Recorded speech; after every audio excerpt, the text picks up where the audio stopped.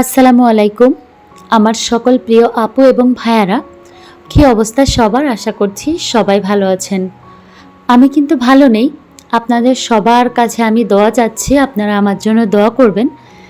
সেই সাথে আমার ছোট্ট বাচ্চাটার একটা অপারেশন হয়েছে, তার জন্য সবাই দোয়া করবেন। তো কিভাবে কি হলো, একদিনের মধ্যে কেন অপারেশন করানো লাগলো, সব কিছুই এই ভিডিওতে ক্লিয়ার করব। আশা করছি আপনাদের ভালো লাগবে। আর প্লিজ আমার ভিডিওতে একটি লাইক দিতে ভুলবেন না। কালকে অনেক বেশি ব্যস্ত ছিলাম, যেহেতু বাবুকে সবেমাত্র অপারেশন করা হয়েছে, যার জন্য ভিডিও আপলোড করতে পারিনি। ভিডিও আসলে রেডি থাকার পরও ওটা এডিট করে আপলোড করার মতো টাইম পাইনি। আর আজকে আমি অনেক বেশি ব্যস্ত, নতুন করে আসলে ভিডিও ক্লিপ নিয়ে ভিডিও করা পসিবল ছিল না। যেহেতু ভিডিও করা আছে তাই আপনাদের সাথে শেয়ার করছি।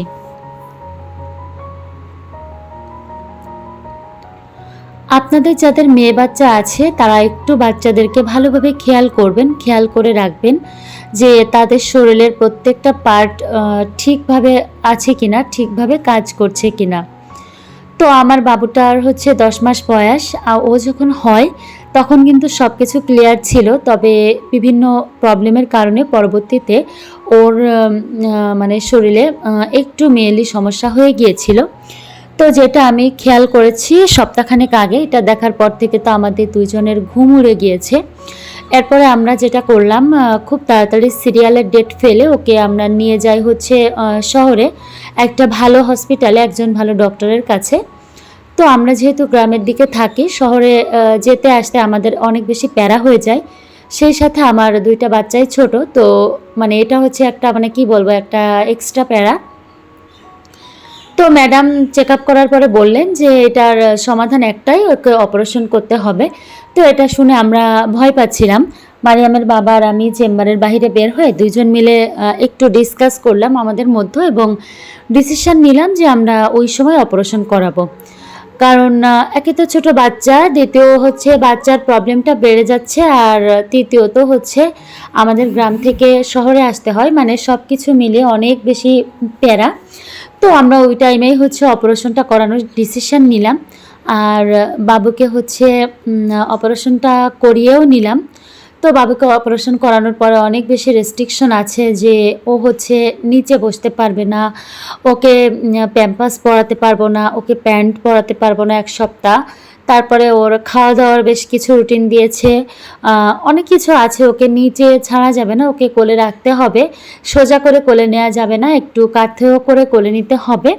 তো এই যে এরকম অনেক রেস্ট্রিকশন। বাসাতে তো আমি আর আমার হাজব্যান্ড মাত্র 2 জন মানুষ, উনি থাকলে হেল্প করে, আদারওয়াইজ কোনো হেল্পিং হ্যান্ডও নেই। আর নিজের কোনো মানুষ কোথায় পাবো বলেন, আমার কি আর কেউ আছে?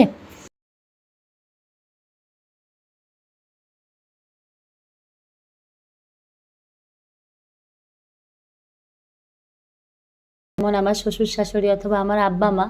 তো মানুষকে তেলাতে তেলাতেই আসলে দিন পার হয়ে যায়, ততক্ষণে আমার প্রবলেমগুলো সাথে আমরা নিজেরাই লড়ে ফেলি।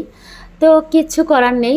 যাই হোক, এগুলো আমার আগে করা ভিডিও ছিল, সেগুলোই আপনাদের সাথে হচ্ছে আপলোড করছি। আপাতত আমি কোনো ভিডিওই করতে পারছি না, কারণ আমার বাবু অসুস্থ।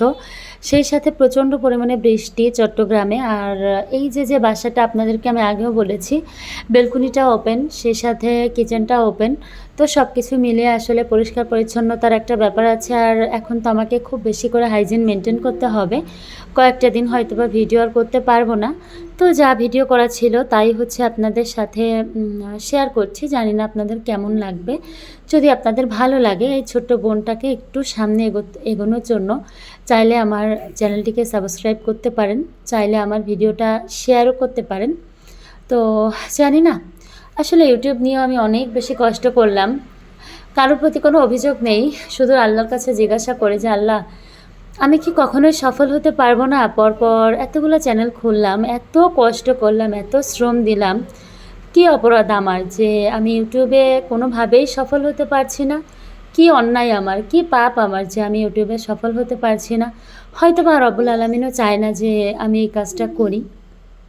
তো এবার মনে মনে ভেবেছি যে একটা নির্দিষ্ট টাইম পর্যন্ত থাকবো, তারপরে যদি দেখি যে না হচ্ছে না, তাহলে এবার ইউটিউবটাও আমি ছেড়ে দিব। কারণ আল্লাহ তাআলা সব কিছুর নিশ্চয়ই উত্তম পরিকল্পনাকারী।